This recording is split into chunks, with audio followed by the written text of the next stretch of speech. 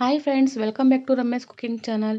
ಇವತ್ತಿನ ವಿಡಿಯೋದಲ್ಲಿ ನಾನು ಬೆಂಡೆಕಾಯಿಂದ ಗೊಜ್ಜು ಮಾಡ್ತಾಯಿದ್ದೀನಿ. ಇದಂತೂ ಸೂಪರಾಗಿರುತ್ತೆ. ಇದು ಮುದ್ದೆಗೆ ಮತ್ತು ಅನ್ನಕ್ಕೆ, ಚಪಾತಿಗೆ ಅಷ್ಟೇ ಸೂಪರಾಗಿರುವಂತಹ ಬೆಂಡೆಕಾಯಿ ಗೊಜ್ಜು. ಇದನ್ನು ಯಾವ ರೀತಿ ಮಾಡೋದು ಅಂತ ನಾನು ಸಿಂಪಲಾಗಿ ತೋರಿಸ್ಕೊಡ್ತೀನಿ. ತುಂಬ ಚೆನ್ನಾಗಿರುತ್ತೆ ಬೆಂಡೆಕಾಯಿ ಗೊಜ್ಜು. ಬೆಂಡೆಕಾಯಿ ಇಷ್ಟಪಡದೇ ಇರೋರು ಈ ಥರ ಬೆಂಡೆಕಾಯಿ ಗೊಜ್ಜು ಮಾಡ್ಕೊಂಡು ತಿಂದರೆ ನೀವು ಮತ್ತೆ ಮತ್ತೆ ಮಾಡ್ಕೊಂಡು ತಿಂತೀರಾ, ಅಷ್ಟು ರುಚಿಯಾಗಿರುತ್ತೆ ಇದು.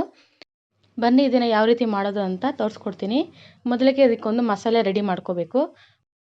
ಒಂದು ಟೊಮೊಟೊ, ಒಂದು ಈರುಳ್ಳಿ, ಒಂದು ಸ್ವಲ್ಪ ಕೊತ್ತಂಬರಿ ಸೊಪ್ಪು, ಒಂದು ಸ್ವಲ್ಪ ಹಸಿ ಕೊಬ್ಬರಿ, ಶುಂಠಿ ಒಂದು ಅರ್ಧ ಇಂಚಷ್ಟು, ಬೆಳ್ಳುಳ್ಳಿ ಒಂದು ಗಡ್ಡೆ, ಚಕ್ಕೆ ಒಂದು ಸ್ವಲ್ಪ, ಲವಂಗ ಒಂದು 5ರಿಂದ 6, ಒಂದು 1/4 ಟೀ ಸ್ಪೂನಷ್ಟು ಗಸಗಸೆ.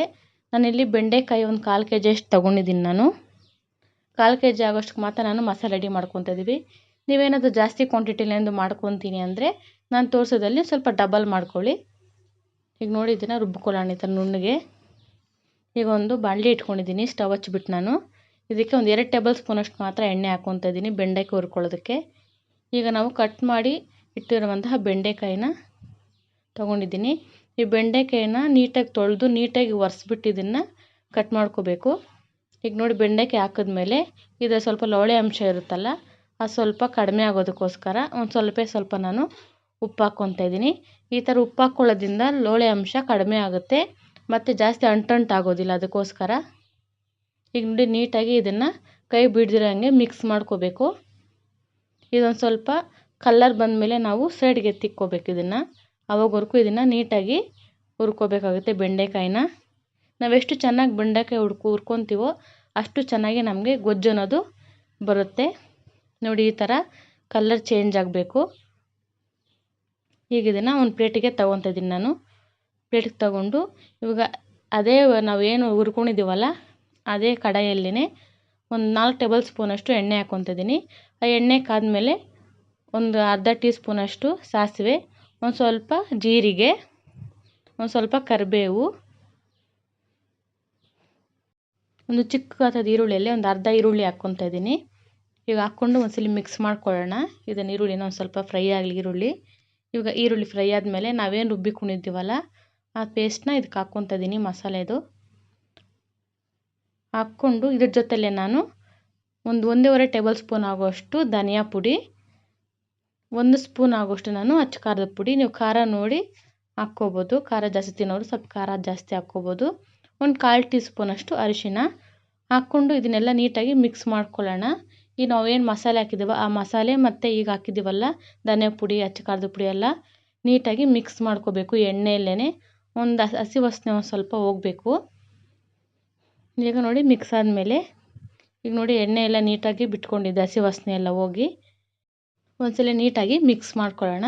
ಮಿಕ್ಸ್ ಆದಮೇಲೆ ಇದಕ್ಕೆ ನಾನು ಅರ್ಧ ಲೀಟ್ರ್ ಆಗೋಷ್ಟು ಮಾತ್ರ ನೀರು ಹಾಕ್ಕೊತಾ ಇದ್ದೀನಿ. ಇದು ಗೊಜ್ಜಾಗಿರೋದ್ರಿಂದ ಒಂದು ಸ್ವಲ್ಪ ನೀರು ಕಡಿಮೆ ಹಾಕ್ಕೊತಾ ಇದ್ದೀನಿ ನಾನು.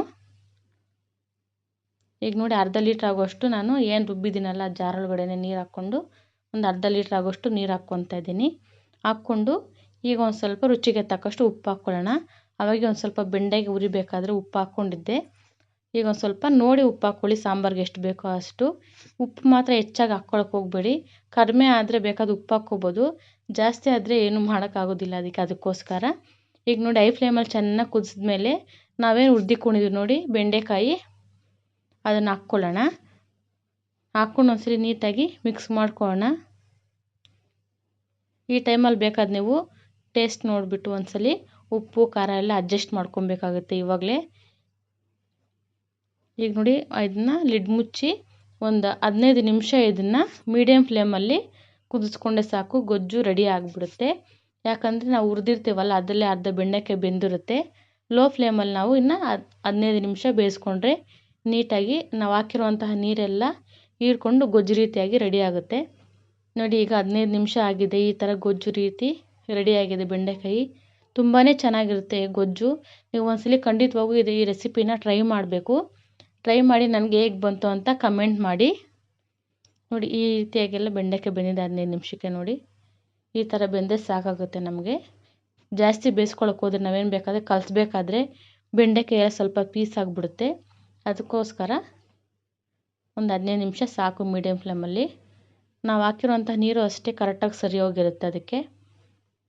ಈಗ ಇದನ್ನ ಸರ್ವಿಂಗ್ ಬೌಲ್ಗೆ ಹಾಕ್ಕೊಳ್ಳೋಣ. ಇದನ್ನು ನಾನು ಅನ್ನ ಜೊತೆಯಲ್ಲಿ ಸರ್ವ್ ಮಾಡ್ಕೊತಾ ಇದ್ದೀನಿ. ಅನ್ನಕ್ಕೂ ಅಷ್ಟೇ ತುಂಬಾ ಸೂಪರಾಗಿರುತ್ತೆ ಇದು. ಇದನ್ನು ಮಕ್ಕಳಿಗೂ ಅಷ್ಟೇ ತಿನ್ನಿಸ್ಬೋದು, ಅವರು ಇಷ್ಟಪಟ್ಟು ತಿಂತಾರೆ ಇದನ್ನು. ಈ ರೆಸಿಪಿ ನಿಮ್ಗೆ ಇಷ್ಟ ಆಗಿದೆ ಅಂದ್ಕೊತೀನಿ. ಇಷ್ಟ ಆದರೆ ಪ್ಲೀಸ್ ಲೈಕ್ ಮಾಡಿ, ಶೇರ್ ಮಾಡಿ, ಕಮೆಂಟ್ ಮಾಡಿ, ಸಬ್ಸ್ಕ್ರೈಬ್ ಮಾಡಿ, ಪಕ್ಕದಲ್ಲಿರೋ ಬೆಲ್ಲೈಕನನ್ನು ಕ್ಲಿಕ್ ಮಾಡಿ. ನಿಮ್ಮ ಫ್ರೆಂಡ್ಸ್ ಆ್ಯಂಡ್ ಫ್ಯಾಮ್ಲಿಗೆ ಈ ವಿಡಿಯೋನ ಆದಷ್ಟು ಶೇರ್ ಮಾಡಿ.